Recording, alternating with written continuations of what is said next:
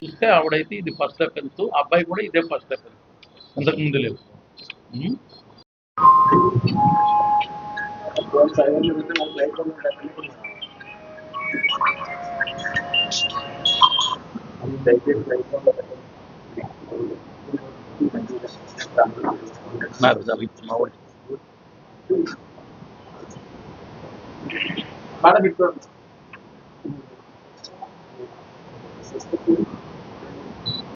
ఈ స్టేట్ లో ఎక్కడున్నా కూడా ఈవిడ తాలూకా రికార్డు మనకి మ్యాచ్ అయ్యి వచ్చేస్తుంది. ఈవిడ ఇంకొక దగ్గర చేస్తున్నారు.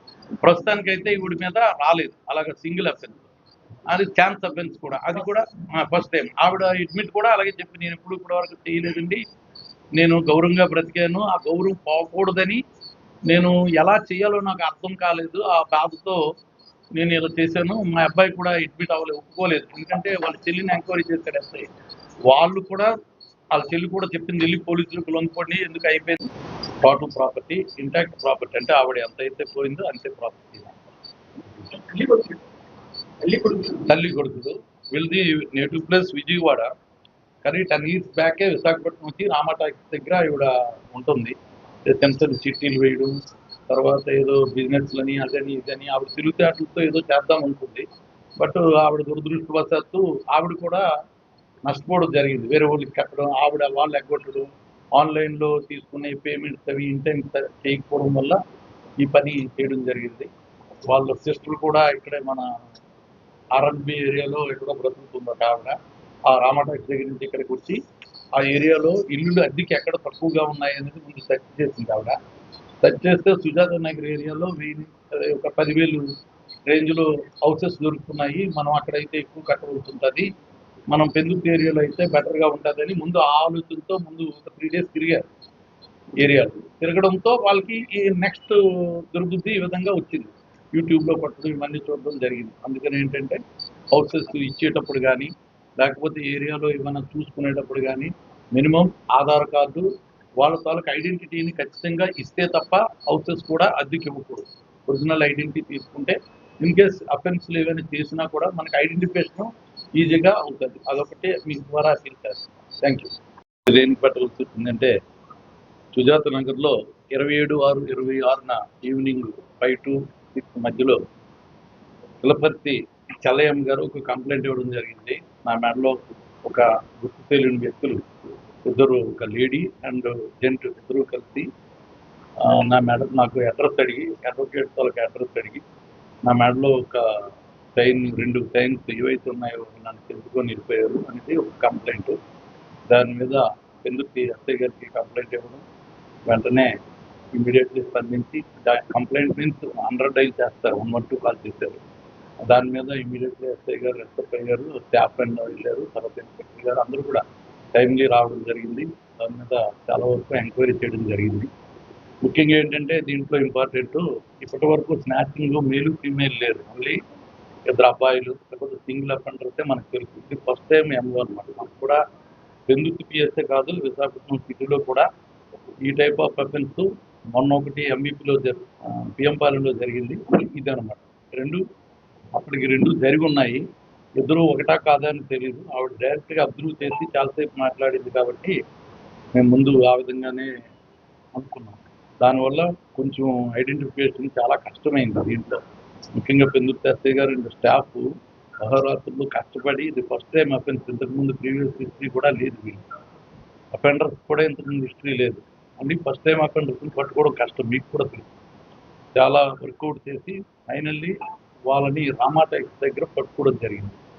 ఇదేంటంటే ఇంపార్టెన్స్ ఏముందంటే ఆవిడ ఒకప్పుడు కొంచెం ఏవో బిజినెస్లు అవి చేసి బాగా నష్టపోయిన దాని మీద ఆ అబ్బాయి కూడా ఇంటర్మీడియట్ డిగ్రీ ఫైనల్ ఇయర్ చదువుతున్నాడు, బిఎస్సి ఏది కంప్యూటర్ సైన్స్ చదువుతున్నాడు. కొడుకుతో డిస్కస్ చేసి యూట్యూబ్లో చూసుకుందనమాట, దొంగతనం ఎలా చేయాలి, ఏది ఈజీగా ఉంటుంది అనేది ఆవిడ స్టడీ చేసి, ఇలా అయితే పరిగెట్టలేము కనుక నువ్వు వెహికల్ తీస్తే నేను తెంపుతాను రా, ఇద్దరు మీద చేస్తే కొంత హెల్ప్ అవుతుంది, తర్వాత చూద్దాం ముందు అప్పులు తీర్చొచ్చాను ఒక రాంగ్ కాన్సెప్ట్తో అమ్మాయి చేయడం జరిగింది. ఏజ్ 40 years ఉంటుంది. మదివాడ ధనలక్ష్మి అని చెప్పి ఆవిడ, మాదివాడ అచ్యుతన్ అతను, వీళ్ళిద్దరూ కూడా ఈ అతనికి పాల్పడ్డారు. ముఖ్యంగా కొంత టెక్నాలజీని బాగా యూజ్ చేయడం జరిగింది ఇందులో. అంటే ఫింగర్ ప్రింట్స్ లేవు, ఏమి ఉండవు కదా.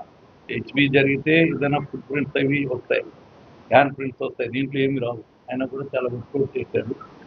దీని ఇంపార్టెన్స్ ఏంటంటే ఇలాంటివన్నీ ఎవరైనా సరే చేస్తే పోలీసులు ఖచ్చితంగా పట్టుకుంటారు.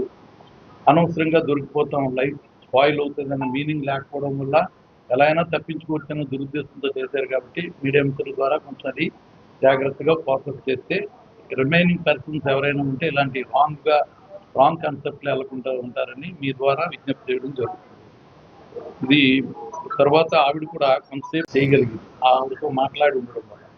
అఫెన్స్కి ముందు, అఫెన్స్ తర్వాత, అఫెన్స్ చేసే సమయంలో కూడా కామన్గా వీళ్ళు మాస్క్, హెల్మెట్ వాడతారు కాబట్టి ఎటువంటి ఆధారాలు దొరకవు. ముందున్నోడు ఎలాగ హెల్మెట్ వేయాలి, నువ్వు ఎందుకు వేసావని అనుమానం పడదు.